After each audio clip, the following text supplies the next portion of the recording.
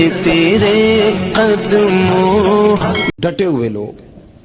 سرکار نے فلاح انسانیت کے لیے جو دوسرا کام کیا نا، وہ لوگوں کو احساس دلایا ہے کہ اگر غلطی ہو جائے تو تم نے بندوں کے سامنے اپنے آپ کو کلیئر نہیں کرنا، تم نے تو رب کے سامنے اپنے آپ کو کلیئر کرنا، اللہ کے سامنے تم نے بچنا ہے کہ میرا گناہ معاف. اور حضور احساس پیدا کرتے تھے. بخاری شریف میں قبیلہ غامدیہ کی اس عورت کا تذکرہ موجود ہے جو خود آئی تھی، کوئی گرفتار کر کے نہیں لایا تھا، از خود آئی.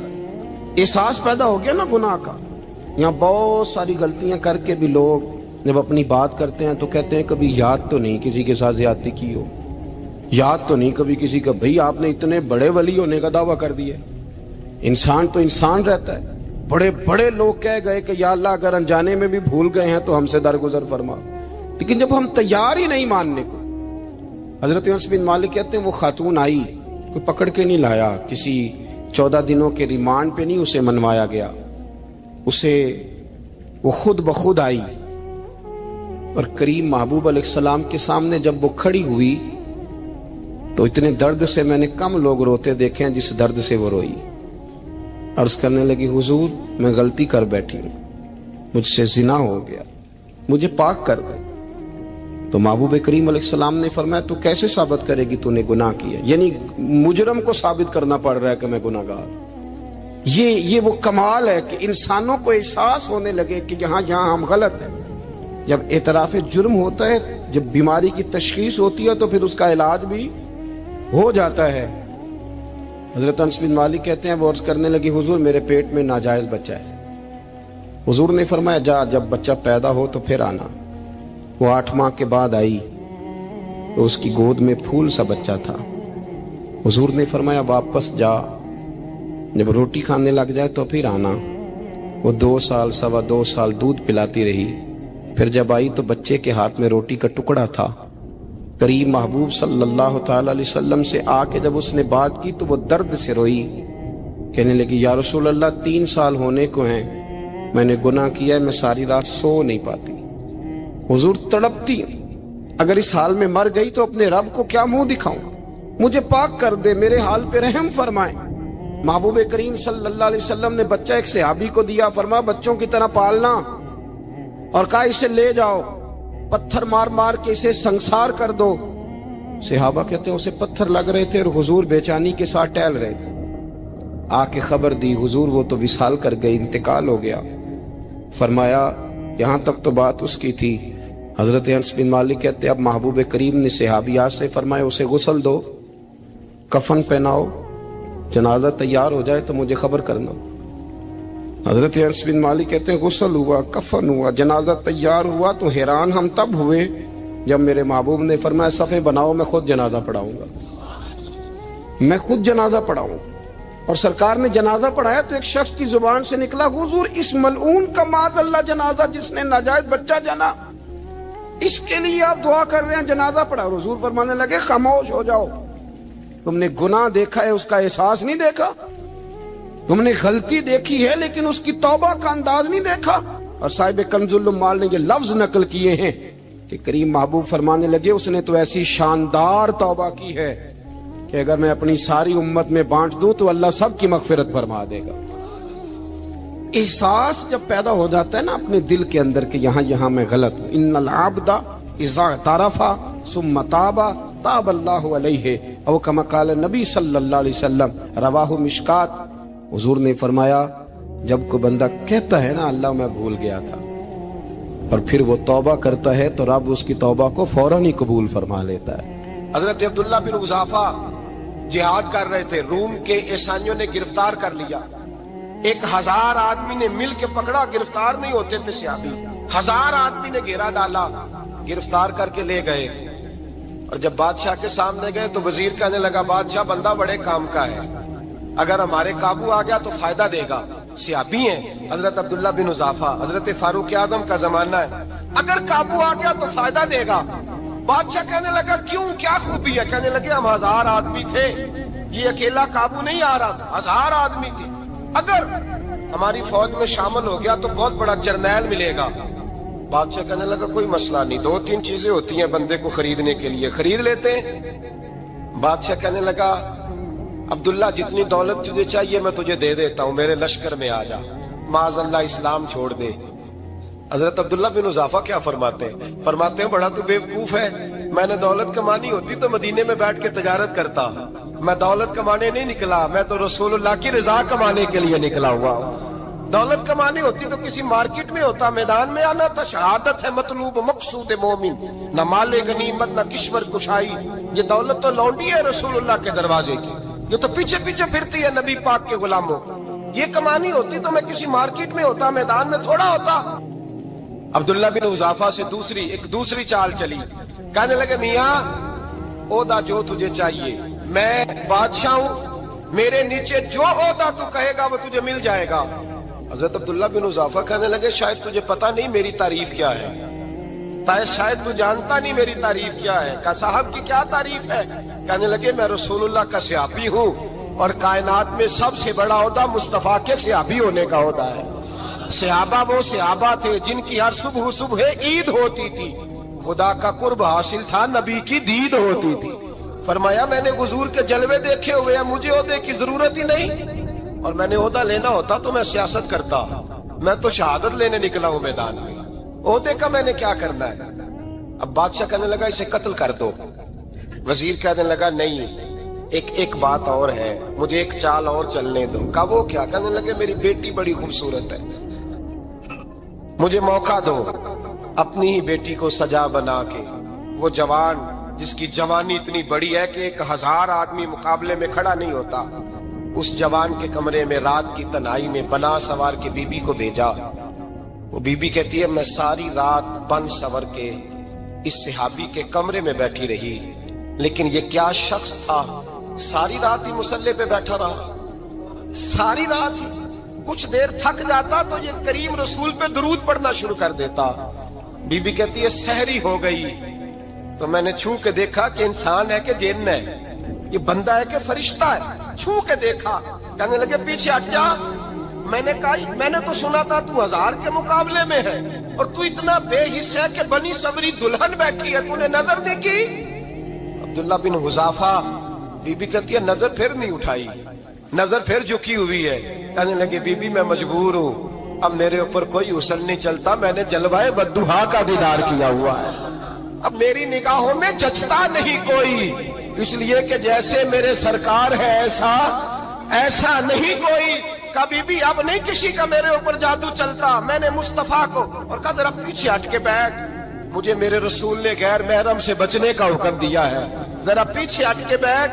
سحری کا وقت تھا، وہ بی بی کہتی ہے اس نوجوان کے جملے میرا سینہ چیر گئے، کلیجہ پھٹ گیا، چیخ نکلی، میں کفر کے عالم میں روئی۔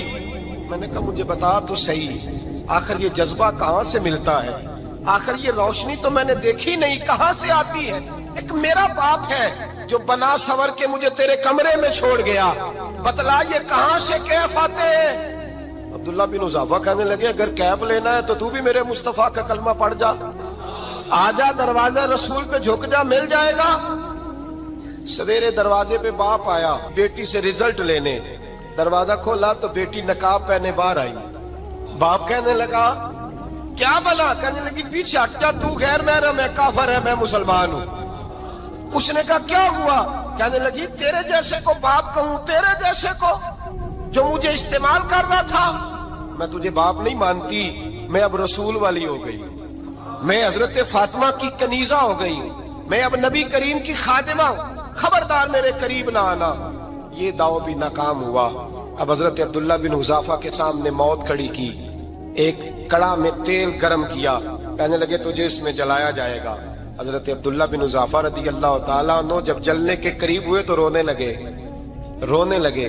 روم کا بادشاہ کہنے لگا شاید ڈر گیا ہے، کہنے لگے اب سمجھ آئی ہے، اب تجھے پتا چلا ہے، چلا جا۔ حضرت عبداللہ بن حذافہ کہنے لگے تو کافر ہے، تیری کافروں والی سوچ ہے، اس لیے نہیں رویا کہ موت سے ڈر گیا ہوں، میں تو اس لیے رویا ہوں کہ ایک جان ہے، وہ نبی پاک پہ قربان ہو رہی ہے، کاش رب مجھے 1000 جان دیتا، میں ساری مصطفیٰ پہ قربان کر دیتا۔ ایک سنار نے گلی میں ایک یتیم چھوٹے سے بچے کو گھومتے دیکھا تو سنار بے اولاد تھا، بچے کو اٹھا کے گھر لے آیا، 18 سال اس بچے کی پرورش کی، اس کو پالا پوسا جوان کیا۔ سنار کے پاس وہ دکان پہ چلا جاتا، وہ کئی دفعہ دکان پہ رہتا، کئی دفعہ گھر میں رہتا۔ ایک دفعہ وہ دکان پہ تھا، بچہ گھر تھا، 18 سال کا جوان، اس کی بیوی اکیلی تھی۔ وہ جس نے ماں بن کے پالا تھا اس نے اسی پہ حملہ کر دیا، اس کا بازو بری نیت سے تھاما، بیوی چیخی۔ تھوڑی دیر گزری تو وہ نوجوان پیروں میں بیٹھ گیا، کہنے لگا اماں پتہ نہیں مجھے کیا ہوا۔ شام کو سنار آیا، بیوی چیخنے لگی، چلانے لگی، کہنے لگی آج عجیب بات ہوئی، جس کو میں نے جگر کا خون دے دے کے پالا اسی نے گندی نظر ڈالی۔ سنار محو حیرت ہے، بیوی کا خیال تھا کہ لاٹھ اٹھائے گا، ڈنڈا اٹھائے گا، نوجوان کو مارے گا، لیکن وہ رونے لگ گیا۔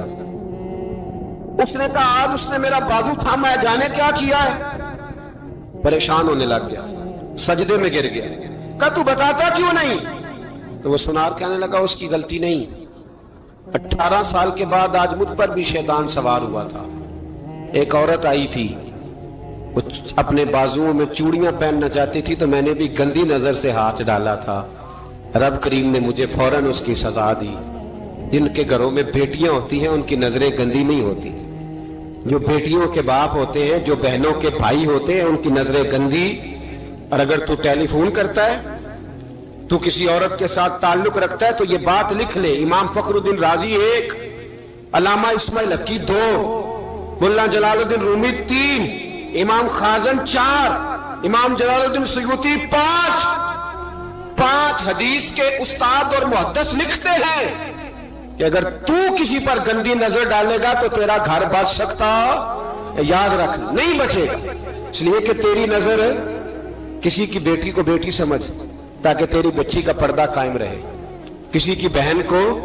یہ کیا بات ہوئی کہ تو جتنا مرضی گند معاشرے میں پھیلاتا رہے تیرا گھر بچا رہے؟ یہ کیسے ہو سکتا ہے؟ فَإِنَّ لَهُ مَعِيشَةً ضَنْكَ، اللہ فرماتے ہیں زندگی تنگ ہو جائے گی تیرے لیے مشکل، تو ڈھونڈتا پھرے گا کہ میں مرنے کو جگہ تلاش کروں۔ سچی توبہ کرے، کھری توبہ کرے۔ یہ گناہ انسان کو مجبور کر دیتے ہیں۔ حضرت عبداللہ بن مبارک رحمت اللہ تعالی علیہ، ان کے سینکڑوں شاگرد تھے، ایک شاگرد کے انتقال کا وقت آیا تو گھر گئے ملنے۔ آپ کہتے ہیں میں نے زور لگا لیا پر اس کی زبان پر کلمہ جاری نہیں ہوا۔ میں اسے کہتا کلمہ پڑھ پر اس کی زبان پر جاری۔ اللہ اکبر، بہت بڑی نعمت ہے۔ دعا فرمائیں اللہ ایمان کی موت عطا فرمائے، ایمان کی موت دے اللہ کریم، ایمان کی موت دے۔ ایسے بھی لوگ دیکھے ہیں، مسجد نبوی ہے، رسول اللہ کا شہر ہے، سر سجدے میں ہے، روح پرواز کر گئی، روح پرواز۔ کتنا نصیبوں والا ہے، کتنا نصیبوں والا ہے کہ مسجد نبی میں سر سجدے میں رکھا ہے اور اللہ تبارک و تعالیٰ نے محبوب کے قدموں میں موت عطا فرمائی۔ تو حضرت عبداللہ بن مبارک کہتے ہیں میں نے اس کو کہا کلمہ پڑھ تو اس کی زبان پہ جاری نہیں ہوتا۔ میں بار بار کہتا تو وہ منت کرتا، کہتا حضور میں کوشش کرتا ہوں جاری نہیں ہوتا۔ فرماتے میں پریشان ہو کے اٹھا، ابھی میں دروازے پہ پہنچا تھا اس نے چیخ ماری اور روح پرواز کر گئی۔ بچے رونے لگے، بیوی رونے لگی، تو میں نے اس کی بیوی سے کہا کہ جرم کیا کرتا تھا، اتنا بڑا پاپی پہ کلمہ جاری نہیں ہوا۔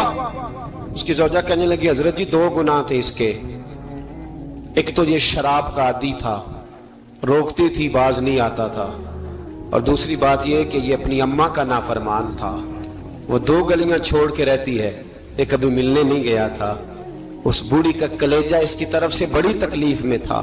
تو حضرت عبداللہ بن مبارک کہنے لگے جا تو بھی دعا کر، اس کی ماں کو بھی کہہ دعا کرے کہ یہاں تو یہ کلمہ نہیں اسے نصیب ہوا، اللہ کرے اللہ آخرت کی منزلیں اس کی بہتر فرما دے۔ یہ حدیث سنانے لگا ہوں، حدیث ہے، حدیث رسول ہے۔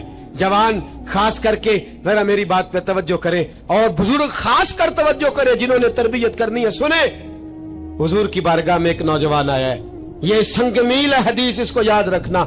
عرض کی حضور میں سارے گناہ چھوڑ سکتا ہوں، زنا نہیں چھوڑتا۔ حضور مجھے زنا کی اجازت ہونی چاہیے۔ میرے حبیب نے تھپکی دی، بٹھا لیا۔ میں کہتا ہوں حضور نے گناہگاروں کو معاشرے سے کاٹا نہیں، ان کی تربیت فرمائی ہے، ان کی تربیت فرمائی ہے، ان کو قریب فرمایا۔ میرے حبیب کریم صلی اللہ علیہ وسلم نے فرمایا ادھر آ بیٹھ جا، بیٹھ گئے۔ حضور نے فرمایا تو پسند کرتا ہے تیری ماں کے ساتھ کوئی بدکاری کرے؟ حضور نہیں، फरमाया तू पसंद करता है तेरी बेटी के साथ कोई बदकारी करे? या रसूलल्लाह मैं आंखें निकाल दूंगा। हुजूर ने फरमाया तू पसंद करता है तेरी बहन के साथ? हुजूर मैं काट डालूंगा वो हाथ जो मेरी बहन की तरफ उठेंगे। फरमाया तू पसंद करता है कि तेरी खाला फुफी ममानी की तरफ कोई ऐसी हरकत करे? हुजूर मैं काट के रख दूंगा उन लोगों को जो बात भी करेंगे। मेरे हबीब ने फरमाया अच्छा, जिसके साथ तू बदकारी की इजाजत मांग रहा है वो किसी की मां नहीं लगती, वो किसी की बहन नहीं लगती और किसी की बेटी नहीं होगी? याद रखे मुल्ला जलालुद्दीन रूमी 1, इमाम गजाली 2, आला हजरत फाजले बरेलवी 3, बुजुर्ग मुतफिका तौर पर लिखते हैं, फरमाते हैं जो गंद के साथ दूसरे घर में ताड़ता है वो अपने घर की खैर मना ले। जो गंदी नजर दूसरों पर रखता है वो अपने घर की खैर मना ले। इसलिए कि जो जुर्म वो किसी के खाते में डालेगा वो सजा बन के उसके घर की तरफ लौटा दिया जाएगा। जो बदकारी वो किसी के खाते में डालेगा वो सजा बन के अल्लाह उसके घर की तरफ लौटा देगा। अगर अपने घर को पाक रखना चाहते हो तो दूसरों की तरफ पाक नजर रखनी शुरू कर दो। अगर चाहते हो कि तेरा घर अजीब मामला है ना, बेटे को तो पसंद की शादी की इजाजत है तो बेटी को इजाजत क्यों नहीं? अगर तेरा बेटा पसंद की शादी करेगा तो याद रखना फिर जब किसी की बेटी ये लफ्ज बोलती है फिर इज्जतों के जनाजे निकलते हैं, फिर उरियानी फहाशी का जो है वो कलक लगता है माथे पर। फिर याद रखना चारों जानिब से रुसवाइयां तेरा नसीबा होती है। अगर तू बेटी को रोकना चाहता है तो बेटे का हाथ पकड़। अगर तू बेटी को साफ रखना चाहता है तो बेटे को शर्मो हया की चादर उड़ा। अगर तू बेटियों के किरदार की हिफाजत करना चाहता है तो पहले बेटे को पाबंद शरीयत बना। एक बहुत बड़ा गुनाह बदनिगाही का गुनाह है। आपको पता है हमारे मुल्क के अंदर बदकारी, जिना और बेहयाई की शरह कितनी बढ़ती जा रही है, किस कदर बढ़ती जा रही है। वो लोग जो निकाह कर लेते हैं वो भी अपनी निगाहों को, मैं अक्सर कहता हूं, हुजूर ने फरमाया निकाह आधा ईमान है। जिसने निकाह कर लिया उसका ईमान मुकम्मल हो गया। तो जो निकाह के बाद भी बाज ना आया, मैं उसको बेईमान नहीं कहता, लेकिन नबी पाक ने फरमाया जो निकाह कर ले उसका ईमान, बोलिए ईमान महफूज हो गया, उसका ईमान, सारे बोलिए ईमान। और जो फिर भी बाज ना आए, हुजूर कह रहे ईमान मुकम्मल हो गया। और जो ना बाज आया क्या फतवा दिया जाए हदीस की रोशनी में? मेरे नबी पाक की बारगाह में औरतें आई तौबा करने, बैत करने, मुसलमान होने। तो हुजूर बैत लेते वक्त फरमाने लगे मेरे साथ वादा करो, झूठ नहीं बोलोगी, गीबत नहीं करोगी, जिना नहीं करो। एक औरत बोल पड़ी, कहने लगी या रसूल अल्लाह सल्लल्लाहु अलैहि वसल्लम मैं मुसलमान तो नहीं पर खानदानी हूं, मेरे घर वालों के जहन में भी कभी जिना का ख्याल नहीं आया। हम तो इसे खानदानों के वकार के खिलाफ समझते हैं। रोज बुरी नजर से किसी को देखना और किसी के बारे में गलत बातें, नाराज ना होना। बहुत सारे बूढ़े भी लज्जत ले लेके जुर्म बयान करते हैं, गुनाह बयान करते हैं, गलत बातें करते हैं, किसी औरत के बारे में तबसरा करते हैं। क्या समझते हैं मर्द और औरत माज़ अल्लाह ताला एक कमरे में जाके बदकारी करे तो वही जिना है?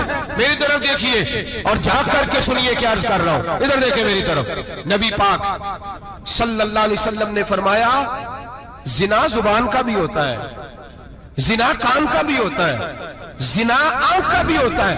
हुजूर किस तरह? फरमाया जिसने गंद देखा उसने आंख का जिना किया, जिसने लज्जत लेके सुना, चुप नहीं कराया, पूरी बात सुनी, वो भी जानी है। और जिसने गंदी बात बोली वो मुंह का जानी है, जिसने गंद सोचा वो दिमाग का जानी है। और जानी को सबसे पहली सजा अल्लाह ये देता है कि सजदे की लज्जत छीन लेता है, इबादत का सुरूर छीन लेता है, उसका नमाज में दिल नहीं लगता। कुरान में सबसे पहली सजा उसे अल्लाह अपने दरवाजे से दूर कर देता है। भाइयों आज हमारे सजदे बेकैफ हैं। आज लोग गलत जगह पे घंटों बैठे रहते हैं। मस्जिदों में लोगों के दिलों को घबराहट होती है, लोग भागते हैं। मेरे नबी पाक ने फरमाया तो नजर को पाक कर ले, अल्लाह तेरी इबादत में लज्जत पैदा फरमा देगा। मेरे भाई याद रख लें और सुन लें, सबसे कमजोर आदमी वो है जिसका जहन पाक नहीं। सबसे कमजोर आदमी वो है जो किरदार का गलत है। एक बात मैंने पढ़ी, आप यकीन करें मेरा दिल करे कि मैं आग लगा दूं اس عنوان کو جس پہ گندگی لکھی جاتی ہے، ان اخباروں کو، ان چیزوں کو جس پہ گند لوگوں کے دلوں میں. وہ انڈیا کی ایک وزیر اعظم عورت گزری تو کسی نے اس سے کہا کہ پاکستان نے تو تمہیں شکست دی ہے، تم جیت نہیں سکے بڑا ملک ہو کے. کہنے لگی کوئی بات نہیں، تھوڑا وقت ٹھہر جاؤ، ہم ان پر تہذیبی یلغار کریں گے، ان کے گھروں میں ننگا ناچ کریں گے، یہ گندی تصویریں دیکھیں گے، یہ گند میں الجھ جائیں گے. اور جو قوم گند میں الجھ جایا کرتی ہے وہ پھر کسی سے لڑنے کی طاقت نہیں رکھتی، اس کے اندر ڈٹ جانے کی ہمت نہیں ہوتی، اس کی غیرت کے جنازے نکل جاتے. دل کرتا ہے جل جائے وہ جل جائے جہاں سے برائی پھیلتی، تباہ ہو جائے وہ علاقے جہاں سے گند ہوتا ہے. لوگ گند کی کمائی کھاتے ہیں، گند کی ایکٹروں کے ساتھ کھڑے ہو کے فوٹویں کھچاتے ہیں اور گناہ پہ فخر کرتے ہیں. اور گندے لوگ کہتے ہیں اللہ کا فضل ہے ہم گند پھیلا رہے ہیں، ثم معاذ اللہ. لوگ گناہ پہ فخر کرتے ہیں چوکوں چوراہوں میں. محمد بن قاسم آئے ہندوستان پہ راجہ دہر کے مقابلے میں، نوجوان میری طرف دیکھیں اور صحیح ہو کے بیٹھے، خاصے صحیح ہو کے بیٹھے، تقریر نہیں کر رہا، جذبات کا، میرے جذبات سنیں، دل کے پھپولے جل رہے ہیں سینے کے داغ سے. اللہ کی قسم روح کی گہرائی سے بات کر رہا ہوں، وہ بات کر رہا ہوں جو سینہ کہہ رہا ہے کہ پھٹ جائے اور کہنا نہ پڑے. قرآن و حدیث پڑھتے ہیں اور پھر اپنا حال دیکھتے ہیں تو لگتا یہ ہے کہ عذاب قریب آ گیا ہے، لگتا ہے زمین پھٹنے والی ہے، آسمان گرنے والا، لگتا ہے قریب آ گیا سارا کچھ. سمجھے کیا عرض کر یہ بات اگر آپ سمجھ گئے تو قیمت وصول ہو گئی. اس کو سمجھ گئے تو سمجھ لیں آپ کے مزاج کے اندر اللہ نے تبدیلی پیدا کر دی. محمد بن قاسم 18 سال کا جوان، ایک عورت کی عزت پر راجہ دہر ہندو نے حملہ کیا، محمد بن قاسم بچانے آئے. جب ہندوستان آئے فوج تھوڑی تھی، علاقہ تھوڑا تھا، راجہ دہر کی فوج بہت زیادہ، اور پھر اپنا عرب چھوڑ کے یہاں آ کے ہندوستان میں اس کے علاقے میں اس پہ حملہ کرنا، حالات خراب تھے. محمد بن قاسم پریشان ہے. ایک بزرگ نے دیکھا، کہنے لگے پریشان کیوں ہو؟ کہنے لگا سوچتا ہوں علاقہ بھی اس کا، فوج بھی اس کی، میرے فوجیوں کو تو رستوں کا بھی نہیں پتا، کیسے جنگ کریں گے، کدھر سے آئیں گے، اور پھر ہمیں زبان بھی نہیں آتی، کیسے کام ہوگا، ڈر رہا ہوں. 2-4 دن گزرے تو محمد بن قاسم اشاش بشاش ہو گئے. وہ بزرگ کہنے لگے خیر ہے، بڑے مطمئن ہو گئے ہو. کہنے لگے بس راجہ دہر ہم سے مقابلہ نہیں کر سکتا، راجہ دہر ہمارے مقابلے میں کھڑا نہیں ہو سکتا. وہ گرا کے گرا، وہ لڑکھڑایا کے لڑکھڑایا، ریزہ ریزہ ہو جائے گا. آپ کو کیسے خوشخبری مل گئی؟ کہنے لگے مجھے پتا چلا ہے کہ راجہ دہر ذہن کا گندا ہے، وہ تو چچا کی بیٹی کو نہیں چھوڑتا، ماموں کی بیٹی کو نہیں چھوڑتا، خالہ کی بیٹی کو گندی نظر سے دیکھتا ہے. جس کا ذہن گندا ہوتا ہے وہ کسی کا مقابلہ نہیں کر سکتا. ہمیں فتح ہوگی، فتح، وہ گرے گا. وہ بزرگ کہتے ہیں میں سمجھ گیا کہ واقعی سے فتح ہوگی. آج کشمیر کیوں آزاد نہیں ہو رہا، فلسطین میں آگ کیوں لگی ہوئی ہے؟ مسلمان جب تک ذہن کا گندا ہے کمزور ہے، جب تک ذہن کا ناپاک ہے کمزور ہے. حضرت سعد بن ابی وقاص رضی اللہ تعالیٰ عنہ فرمایا کرتے تھے اللہ مسلمان کی مدد اتنی دیر تک کرتا رہتا ہے جتنی دیر تک مسلمان کا ذہن صاف رہتا ہے، کردار پاک رہتا ہے. آگ اس لیے معاشرے میں لگی ہے. نوجوانوں تم کہتے ہو کامیابیاں نہیں ملتی، اسے کیسے کامیابی مل سکتی ہے جس کا ذہن ہی صاف نہیں؟ وہ کیسے دنیا کی بازی جیت سکتا ہے جس کی نگاہ ہی پاک نہیں؟ وہ کیسے آگے بڑھ سکتا ہے جس کے کردار میں پاکیزگی نہیں؟ اپنے آپ کو پاک کر لو، اللہ ہر مشکل میں تمہاری مدد فرمائے گا، ہر رستے میں تمہاری مدد فرمائے گا. اور میں نے کہا جب آدمی ناپاک ہوتا ہے تو رب کریم اس سے عبادت کی لذت چھین لیتا ہے. اور اللہ کی سب سے بڑی سزا یہ ہے کہ کسی کو سجدہ نہ لمبا کرنا دے. رب کریم سب سے زیادہ اس سے ناراض ہے جس کو قرآن پاک کے کھولنے کی توفیق نہ ہو. سب سے زیادہ رب کریم اس شخص سے ناراض ہے جو اللہ کی بارگاہ میں جھکنے کی لذت چھوڑ جائے. میرے نبی پاک سید عالم علیہ السلام کے صحابہ لمبی عبادتیں کرتے تھے، لمبی. کسی نے کہا تھا روم کے بادشاہ تھے کہ یہ مسلمان فاتح کیوں ہو جاتے ہیں؟ تو اس نے کہا میں نے مولا علی کے زمانے میں جاسوسی کرائی تھی، پتا کیا تھا کہ ہر میدان میں کامیاب کیوں ہوتے ہیں. تو کہتے ہیں میں نے دیکھا یہ دن کے مجاہد ہوتے ہیں پر رات کے عابد ہوتے ہیں. اب آگے بڑھتے ہیں. قرآن مجید نے سورہ نور کی آیت نمبر 30 میں کہا کہ کل للمؤمنین یغضوا من ابصارہم، فرمایا کہ اے محبوب علیہ السلام مومن مردوں سے کہہ دو کہ اپنی نظریں جھکا کے رکھیں، اپنی نظریں اور اگلی آیت میں فرمایا وَقُلْ لِلْمُؤْمِنَاتِ يَغْضُضْنَ مِنْ أَبْصَارِهِنَّ، فرمایا کہ اے محبوب مومن عورتوں سے بھی کہہ دو کہ اپنی نظریں جھکا.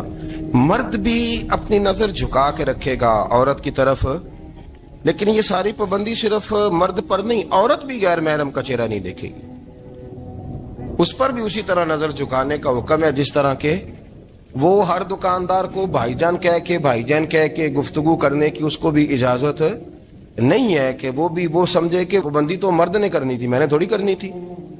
وہ جس کے پاس جائے، جہاں بھی جائے، ڈاکٹر کے پاس جائے، باہر جائے، تو وہ جس طرح مرضی اس کا دل چاہے وہ بات چیت کرے، اس کی عورت کو بھی اجازت اسلام نہیں دیتا. بنیادی طور پہ اسلام شرم و حیا کا دین ہے، حیا کی بات کرتا ہے. حیا کی جب ہم تعریف کرتے ہیں تو حیا کی تعریف یہ ہے کہ کوئی کبھی چیز دیکھ کے نا تو آپ کی طبیعت میں کراہت محسوس ہو، آپ کوئی غلط جملہ منہ سے نکالتے ہوئے ذرا جھجکیں، آپ کوئی غلط بات کرتے ہوئے تھوڑا بوجھ محسوس کریں. ہمارے ہاں تیزی سے فروغ پایا ہے بے حیائی نے. سنگیوں کی محفلیں، یاروں کی محفلیں، اس میں غلیظ گفتگو ہوتی ہے الا ماشاء. جن دوستوں کو بڑی پاک صاف گفتگو کرنی چاہیے. دوستی کا رشتہ بڑا مقدس رشتہ ہے، جو یہاں ایک دوسرے سے پیار کریں گے جنت میں بھی اکٹھے داخل کیے جائیں گے. شرط یہ ہے کہ پیار اللہ رسول کی رضا کے لیے ہو، لیکن اس کے اندر اگر آپ کی گفتگو کچی ہو، کمزور ہو، فحاشی والی ہو، عریانی والی ہو. وہ ہمارے ہاں تو اب اس کو لوگ فیشن سمجھتے ہیں، اس کو مردانگی کی علامت سمجھتے ہیں کہ وہ جی ساری باتیں جی وہاں ہو گئی اور جس کا جو جی چاہا اس نے کہا. آپ جب حیا کے دائرے میں ہوتے ہیں تو آپ خود بھی سکون محسوس کرتے ہیں. دیکھیں نا، آپ کو نیند سکون سے کہاں آتی ہے؟ جہاں کمرہ بند ہو، چاروں جانب دیوار ہے، اوپر چھت ہے، خالی دروازہ بھی کھلا ہوا ہونا تو جب بندہ سکون لینا چاہتا ہے تو کہتا ہے یار ذرا دروازہ ذرا بند کر دو. وہ اچھی طرح اپنے آپ کو چھپا لیتا ہے نا حیا کے پردے میں، تو اللہ اسے سکون عطا کرتا ہے. اور جو اس سے بھی زیادہ ٹھنڈی نیند میں جانا چاہتا ہے وہ کہتا ہے لائٹ بھی بند کر دو. اب وہ مکمل طور پہ سمجھتا ہے کہ میں چاروں جانب سے چھپ گیا ہوں، اگر میں کھل کے بھی سو جاؤں گا تو میرا چونکہ پردہ قائم ہے تو مجھے کوئی دشواری نہیں ہو. آپ جب چھپ جاتے ہیں، جب آپ حیا کے اندر سمٹ جاتے ہیں، جب آپ چادر کے اندر آ جاتے ہیں تو آپ بہت ساری جگہوں پہ آسانی محسوس کرتے ہیں. تو حیا تو آپ کو سکون دیتی ہے، حیا تو دل کو راحت دیتی ہے. میں بڑی ذمہ داری سے بات عرض کرتا ہوں، قرآن مجید نے نا ایک مقام پہ مذاق کو، ایک مزاح ہوتا ہے خوش طبی، وہ نہیں مذاق اڑانا. قرآن پاک نے نا مذاق کو ایک جگہ پہ جاہلوں کا طریقہ بھی قرار دیا. بنی اسرائیل کے لوگوں سے حضرت موسیٰ نے کہا کہ گائے ذبح کرو اور ایک ٹکڑا مقتول کو مارو، زندہ ہو کے خود بتا دے گا مجھے کس بندے نے قتل کیا. تو کہنے لگے آپ ہمارے ساتھ مذاق کر رہے ہیں. تو قرآن مجید کہتا ہے کہ حضرت سیدنا موسیٰ علیہ السلام فرمانے لگے اعوذ باللہ ان اکون من الجاہلین، فرمانے لگے میں اللہ کی پناہ مانگتا ہوں کہ میں جاہلوں میں سے ہو جاؤں. یہ مذاق کرنا تو جاہلوں کا طریقہ ہے.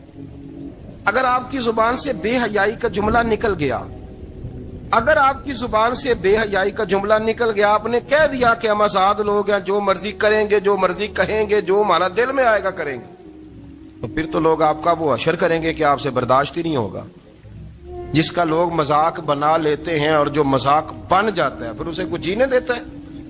آپ حیا کی چادر میں چھپیں گے تو بچیں گے. اگر آپ نے اپنا مذاق بنوا لیا یہ کہہ کے کہ میں نے مرضی کرنی ہے، پھر یاد رکھنا چھپنے کو جگہ نہیں ملے گی، پھر تکلیف میں آ جائیں گا، پھر بہت بڑی اذیت کا شکار ہو جائیں. شرم و حیا، عرب کے اندر جو کنواری لڑکیاں تھیں ان میں بڑی حیا ہوتی تھی. الحمدللہ میں بڑے فخر سے کہتا ہوں کہ میرے پنجاب کی، میرے پاکستان کی بیٹیاں بھی 20 دفعہ ان کا ابا کہے تیری شادی کرنی ہے تو وہ آنکھ نہیں اٹھا پاتی آج بھی. یہ تو وہ چند لوگ ہیں جو کہتے ہیں ہم ہائی کلاس ہو گئے، ہمیں نہیں پتا کہ وہ روشن خیال ہو گئے ہیں کہ روغن خیال ہو گئے، پتہ نہیں کدھر چلے گئے. ورنہ ہماری بیٹیاں آج بھی جب ان سے ان کا باپ، ان کی ماں بات کرتی ہے تیری شادی کی، تو وہ تو شرم کے ساتھ پچھلے سے پچھلے کمرے میں چھپتی ہیں. یہ اللہ نے فضل کیا ہوا ہے اس ملت پر. تو عرب کی لڑکی بڑی حیا والی ہوتی تھی، اس سے کوئی بات کرنی پڑتی تھی تو 20 دفعہ بات کی جاتی، پھر بھی وہ عورت چھپتی پھرتی تھی. حضرت عائشہ صدیقہ رضی اللہ تعالیٰ عنہ فرمانے لگیں میرے نبی پاک صلی اللہ علیہ وسلم عرب کی کواری لڑکیوں سے بھی زیادہ حیا کرنے والے تھے۔ قاضی اعجاز مالکی نے، شیخ عبدالحق محدث دہلوی نے، دیگر بزرگ جو سیرت نگار گزرے انہوں نے لکھا ہے کہ نبی پاک صلی اللہ علیہ وسلم کے اندر 100 مردوں سے زیادہ طاقت تھی، 100 مردوں سے زیادہ طاقت۔ اب جو بات کہنے لگا ہوں، جو نتیجہ دینے لگا ہوں، اس پر خاص توجہ آپ فرمائیں گے۔ ذرا فکری طور پر، نظریاتی طور پر ایک چیز کو سمجھیے۔ ہم سمجھتے ہیں کہ جوان لڑکا ہے جی جو مرضی کرے، عمر ہے جی۔ آپ ذرا بات پر غور کیجئے گا کہ حضور صلی اللہ علیہ وسلم میں طاقت 100 مردوں سے زیادہ ہے اور حیا کواری لڑکیوں سے بھی زیادہ ہے۔ ذرا اس بات کا تقابلی جائزہ کیجئے گا کہ طاقت 100 مرد سے زیادہ ہے لیکن حیا کواری لڑکی سے بھی زیادہ ہے۔ اس کا معنی یہ ہوا کہ جس ٹہنی کو پھل زیادہ لگ جاتے ہیں وہ جھکا کرتی۔ تو حیا تو حسن ہے، حیا تو آپ کو پاک صاف کرے گا، حیا تو آپ کو نرالا کرے گا، انوکھا کرے گا۔ وہ ہمارے ایک دانشور ہے، انہوں نے مضمون لکھا، کئی باتیں بڑی پسند آتی ہیں۔ وہ کہتے ہیں کہ میری اہلیہ، ان کو بھی کسی نے مس گائیڈ کر دیا تھا، حالانکہ اچھی خاتون ہے، کسی نے مس گائیڈ کر دیا۔ وہ بھی سماجی اور ویلفیئر اور یہ خواتین کو شوق ہوتا نا بننے کا، تو وہ بھی سماج کے اندر اچھا مقام تلاش کرنے کے موڈ میں آ گئی۔ تو کئی ایک دن جانا تھا تو بڑی بن سنور کے میرے ساتھ وہ گاڑی میں بیٹھ گئی۔ تو میں گاڑی میں، عورتوں کو یہ بھی مسئلہ ہوتا ہے نا کہ ہماری تعریف کرو، تو کئی دفعہ بعض مردوں بیچاروں کو جھوٹ بولنا پڑتا ہے، وہ زبردستی کراتی ہیں نا جی۔ تو اس میں گنجائش بھی دی ہے شریعت نے گنجائش دی ہے کہ کبھی بیوی کو راضی کرنے کے لیے خلاف واقعہ بات کرنی پڑے تو کر لینی چاہیے، تو وہ کراتی بھی ہیں۔ 3 موقع پر خلاف واقعہ بات کرنے کی اجازت ہے، واقعے کے خلاف بھی آپ بات کر سکتے ہیں۔ جنگ کے موقع پر 2 لوگوں کو صلح کرانے کے لیے اور بیوی کو راضی کرنے کے لیے کر لیں کوئی ایسی بات، بے شک اپنی طبیعت پہ جبر کر کے کر لیں، گنجائش ہے، اجازت ہے۔ وہ کہتے ہیں جب وہ گاڑی میں میرے ساتھ بیٹھی بن سور کے، وہ تقاضا کرنے لگی کہ میں نے بڑے اچھے کپڑے پہنے ہیں پر آپ نے توجہ نہیں کرائی۔ وہ سیاںا بندہ تھا، وہ چاہ رہا تھا کہ میری خاتون سمجھ جائیں۔ وہ کہتے ہیں مجھے پتا تھا کہ بیچاری مس گائیڈ ہو گئی ہے، دل کی بڑی اچھی ہے، سیاਣੀ ہے، لیکن اس کو کچھ خواتین نے، کچھ لوگوں نے مل کے اس کو ذہن غلط کر دیا ہے کہ سماج میں نکلو، باہر جاؤ، کام کرو، فلاں کرو، اپنی مرضی سے جیو۔ تو میرے ساتھ گاڑی میں بیٹھی کہیں جانے کے لیے، تو مجھ سے کہنے لگی کہ آپ نے میری طرف توجہ ہی نہیں کی، آپ نے کوئی ذکر ہی نہیں کیا کہ میں کیسی لگ رہی ہوں۔ تو وہ کہتے ہیں میں نے اسے کہا کہ اگر تو ناراض نہ ہو تو پھر میں صحیح والی تعریف کر دوں۔ تو اس نے کہا کہ آپ کر دیں۔ تو کہتے ہیں میں نے درد سے اور خلوص سے اپنی بیوی سے کہا، خلوص کے ساتھ میں نے کہا میں تو روز گھر ہوتا ہوں، روز شام کو گھر ہوتا ہوں، اگر تو میرے لیے تیار ہوتی تو میں تیری تعریف کرتا، لیکن آج تو باہر جانے کے لیے تیار ہوئی، تو پھر ان سے تعریف کی امید رکھ جن کے لیے تو نے تیاری کی ہے۔ میرے لیے تیاری کرتی تو میں تو ہر شام تیرے پاس ہوتا ہوں۔ کہتے ہو میرے لفظوں میں درد تھا تو وہ بھی رو پڑی۔ کہنے لگی آپ گاڑی روک دیں، مجھے باہر جا کے کسی کو راضی نہیں کرنا، میں نے اسے راضی کرنا ہے جس کو رب کریم نے میرا شوہر بنایا اور میرے لیے منتخب کیا ہے، میرے ماں باپ کو۔ میں واپس لوٹتی ہوں۔ یہ ایک پہلو ہے سلگتا ہوا، اس کو سمجھا جائے۔ رسول کریم صلی اللہ علیہ وسلم عرب کی کواری لڑکیوں سے زیادہ حیا والے تھے، کواری لڑکیوں سے زیادہ حضور حیا فرمایا کرتے تھے۔ جب خانہ کعبہ کی مکہ شریف میں تعمیر ہو رہی تھی نا، اہل عرب اس کو تعمیر کر رہے تھے، تو نبی پاک صلی اللہ علیہ وسلم اپنے چچا حضرت عباس کے ساتھ خانہ کعبہ کی تعریف میں مصروف تھے۔ تو عرب کے لوگ چونکہ لمبا کرتا پہنتے تھے پیروں تک، تو نیچے اگر کسی وقت کوئی چیز نہیں بھی ہوتی تھی تو کسی کو وہ نظر نہیں آتی تھی، چونکہ پردہ رہتا تھا، ایک لمبا کرتا پہنا ہوا ہوتا تھا۔ تو جب بچے، سرکار کی عمر مبارک بھی ابھی تھوڑی تھی، تو اس طرح بچے جب نکلتے تو وہ کئی دفعہ اپنی تہمت اتار دیتے نیچے سے، اور کوئی مزدوری کرنے لگتے تو 3-4 طے کر کے تہمت کی کندھے پہ رکھ لیتے، جس طرح کبھی دیہاتوں میں لوگ کپڑا سر پہ رکھتے تھے کہ اوپر اگر کوئی وزنی چیز رکھیں گے تو وہ تکلیف نہیں دے گی۔ نبی پاک صلی اللہ علیہ وسلم بھی سب لوگوں کے ساتھ خانہ کعبہ کی تعمیر میں شامل تھے۔ تو حضرت عباس رضی اللہ تعالیٰ عنہ نے کہا حضور سے، ابھی اعلان نبوت بھی نہیں فرمایا تھا، بھتیجے آپ بھی تامد اتاریے، یہ صحیح مسلم میں حدیث موجود، اور اس کو کندھے پہ رکھ لیجیے، آپ اینٹیں اٹھا اٹھا کے لا رہے ہیں تو ذرا آپ کو تکلیف نہیں ہوگی۔ تو سرکار دو عالم صلی اللہ علیہ وسلم سے یہ بات کہی، اور پھر جلدی سے حضور کی تامد کو نکال کے نا، حالانکہ لمبا کرتا پہنا ہوا ہے، تو وہ جیسے ہی ان کے کندھے پہ رکھا اینٹیں رکھنے کے لیے، تو سرکار تو زمین پہ گر گئے، بے ہوش ہو گئے، آنکھیں آسمان کی طرف، اور پھر حضور پکار رہے ہیں، آزاری آزاری آزاری، میرا تامد دے دو، میرا تامد دے دو۔ کبھی کوئی شخص اس وجہ سے بھی بے ہوش ہوا ہے کہ میرے وجود سے کپڑا اتر گیا ہے؟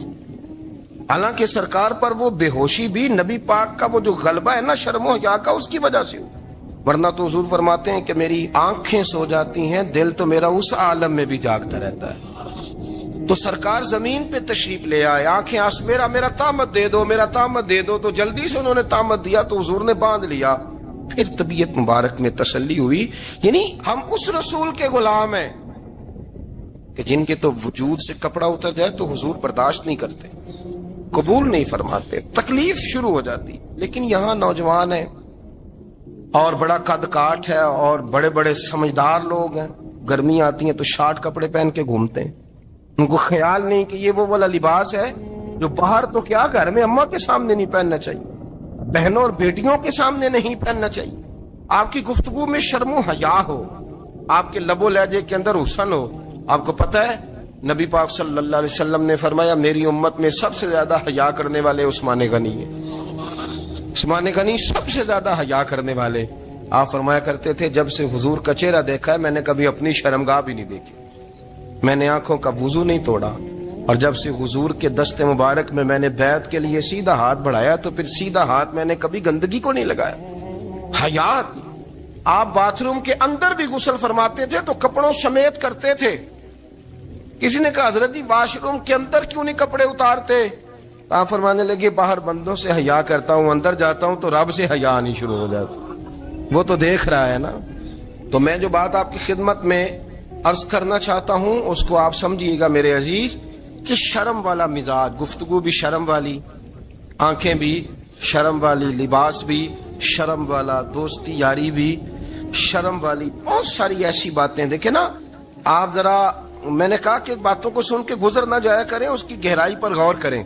حضور علم کا سمندر ہے، سرکار سے زیادہ علم دنیا میں کسی کے پاس موجود نہیں ہے، اور صحابہ کو موقع ملا ہوا ہے اس سمندر سے فیض لینے کا، لیکن ان کی حالت یہ ہے کہ حضرت علی المرتضیٰ فرماتے ہیں 14 دن گزر جاتے، حضور سے کوئی سوال پوچھنا ہوتا تھا پر میں شرم کے مارے نہیں پوچھ پاتا تھا۔ 14 دن بخاری شریف میں موجود ہے۔ ایک دن نبی پاک صلی اللہ علیہ وسلم نے پوچھا صحابہ سے کہ وہ کون سا درخت ہے جس کے پتے نہیں گرتے، اور وہ درخت اس طرح ہے جس طرح مومن ہوتا ہے، وہ درخت میرے مومن کی طرح بتاؤ۔ حضرت عبداللہ ابن عمر فرماتے مجھے پتا تھا کہ وہ کھجور کا درخت ہے، لیکن چونکہ ابو بکر صدیق بھی بیٹھے ہیں، عمر فاروق بھی بیٹھے ہیں، مولا علی بھی بیٹھے ہیں، عثمان غنی بھی بیٹھے ہیں، اتنے جید لوگ بیٹھے ہیں، تو مجھے حیا آتی تھی کہ میں کیوں جواب دوں۔ کہتے سرکار نے کئی دفعہ پوچھا، لوگوں نے کئی اور درخت بتائے، پر فرمایا تمہارا جواب درست نہیں ہے۔ آپ حیا کے اس پہلو پر غور کریں کہ سوال کا جواب آتا ہے، سوال کا جواب، یعنی مجھے سوال کا جواب آتا اور پھر میں دوں نہ، مجھے بدہضمی نہ ہو جائے گی؟ یہ کیسے ممکن ہے کہ میری رات گزر جائے، مجھے پتا بھی تھا اور میں نے بتایا نہیں؟ بہت سارے لوگ آ کے بہت ساری باتیں بتاتے ہیں، بہت ساری باتیں وہ سمجھاتے ہیں، تو ہم غور سے ان کا چہرہ دیکھنے لگ جاتے ہیں، کہتے ہیں یار اس کا تو دعویٰ تھا کہ میں سمجھنے آتا ہوں، یہ تو ہمیں سمجھا رہا ہے، چلو الحمدللہ ہم سمجھنے کو تیار ہیں۔ لیکن میرے عزیز پتہ بھی ہے جواب کا، علم بھی ہے، لیکن فرماتے ہیں میری حیا نے مجھے اجازت نہ دی کہ میں جواب دوں۔ آپ فرماتے ہیں پھر حضور سے صحابہ نے عرض کی کہ یا رسول اللہ آپ ہی بتا دیں وہ درخت کون سا ہے، تو حضور نے فرمایا بھئی وہ کھجور کا درخت ہے۔ تو آپ فرماتے ہیں میں دل ہی دل میں کہہ رہا تھا کہ الحمدللہ میرا جواب درست ہے، حالانکہ میں نے جواب دیا ہی نہیں۔ تو لفظوں میں حیا، جملوں میں حیا، آنکھوں میں حیا، اٹھنے میں حیا، بیٹھنے میں حیا، چلنے میں حیا ایک خوبصورت حسن ہے، اور نبی پاک صلی اللہ علیہ وسلم نے فرمایا جب تو بے حیا ہو جائے نا پھر تو آزاد ہے، پھر تو جو مرضی کا۔ پھر تو جو اس لیے بزرگ جب کسی کو بے حیا کہتے تھے نا، اللہ اکبر، اور جب کسی کو کہتے تھے نا یہ بے حیا ہے تو لوگ سمجھتے تھے کہ کوئی ہلکی سی بات کر دی، لیکن ان کا معنی یہ ہوتا تھا کہ بس بھائی اب اس کے ساتھ کوئی کلام کرنے کی ضرورت ہے، اس کو اب اصلاح کی ضرورت نہیں، یہ بے حیا ہے۔ کیا معنی کہ اب یہ جو اس کے دل میں آئے گا وہ کرے گا، جو اس کی طبیعت چاہے گی وہ کرے گا، اب یہ کسی پہلو بھی قابو آنے کو تیار ہے، بے حیا ہو گیا۔ بے حیائی بہت بڑا عیب ہے، اور جو لوگ کہتے ہیں کہ ہمیں بالکل آزادی ہونی چاہیے، ہمارا اپنا جسم ہے تو ہماری اپنی مرضی چلے گی۔ ایک وزیر صاحب ہیں، پتہ نہیں میں ان کو جانتا تو نہیں، انہوں نے سینٹ میں تقریر کی ہے، میں نے ان کی بات سنی ہے، اس نے کہا نہیں نہیں بھائی، جسم رب کا ہے تو مرضی بھی تو رب کریم کی چلے گی، اور مرضی بھی اللہ کی۔ یہ مجھے تھوڑا سا مسئلہ ہے جسم پر، کبھی کبھی مجھے کثرت سفر سے الرجی ہو جاتی ہے۔ میرے ساتھ لوگ نا دل سے پیار کرتے ہیں، شاید ہی کوئی اچھا ڈاکٹر ہو جس تک میرے سنگی مجھے لے کے نہ گئے ہوں، پر جسم اللہ کا ہے نا، مرضی بھی جب چاہے گا صحت دے گا۔ کیوں کچے کاموں میں لوگ پڑ گئے، کیوں غلط لوگ سوچ میں پڑ جاتے ہیں، یہ اسی کا ہے۔ اور جب وہ چاہے گا، آپ اس بات کو اچھے طریقے سے سمجھ لیں کہ جو اپنی مرضی چوکوں چوراہوں میں کر رہے ہوتے ہیں نا، جو مرضی گاندمند، وہ جانور ہوتے ہیں، وہ جانور ہوتے ہیں جو نہ چونک دیکھتے ہیں نہ گلی دیکھتے ہیں، نہ انہیں پتہ ہوتا ہے کہ جگہ کون سی ہے۔ وہ انسان، میں نے کہہ دیا جو میں نے کہنا تھا، میں نے کہہ دیا، وہ جانور ہوتے ہیں۔ اور جو کچھ انسان ہوتے ہیں نا، ان کے اندر کچھ نہ کچھ پھر شرم حیا بھی ہوتی ہے۔ وہ چوکوں چوراہوں میں وہ حرکتیں اور وہ کام نہیں کرتے جو جانور کرتے ہیں۔ ان کے لیے بڑے پردے ہوتے ہیں، ان کے لیے بڑی باتیں ہوتی ہیں، ان کے لیے بڑا کچھ ہوتا ہے۔ جو بالکل آزاد ہو جائے، کوئی پتہ نہ ہو کس وقت کیا کہنا ہے کیا کرنا ہے، تو پھر وہ دائرہ انسانیت سے خارج ہو جاتا ہے۔ ہم آپ کو کیا دعوت دیں؟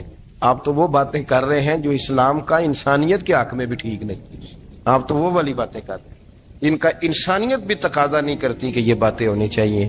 لیکن ایک بات، میں تو جذباتی نہیں ہوتا، میں بڑے غور سے چیزوں کو دیکھتا ہوں، سنتا ہوں، اور نہ میں ان موسمی مینڈکوں کی۔ وہ مجھے عاتق صاحب کہنے لگے جی بڑے بڑے مولوی ایک بندے کے ساتھ بیٹھے ہوئے ہوتے تھے اور وہ روزے میں بڑے بڑے درس دیتا تھا تو وہ بھی فلانی حرکتیں کر رہا ہے۔ تو میں نے کہا ہم نے تو پرانا کہا تھا کہ موسمی مینڈک ہے، تو پرانے کہہ رہے ہیں کہ اداکار ہے، تو وہ جہاں کاسٹ کریں گے وہاں وہ اداکاری کرے گا۔ آپ کسی مذہبی جگہ کر لیں تو وہاں کر لے گا، کہیں اور جگہ کریں گے تو ہم تو پرانا کہہ رہے ہیں۔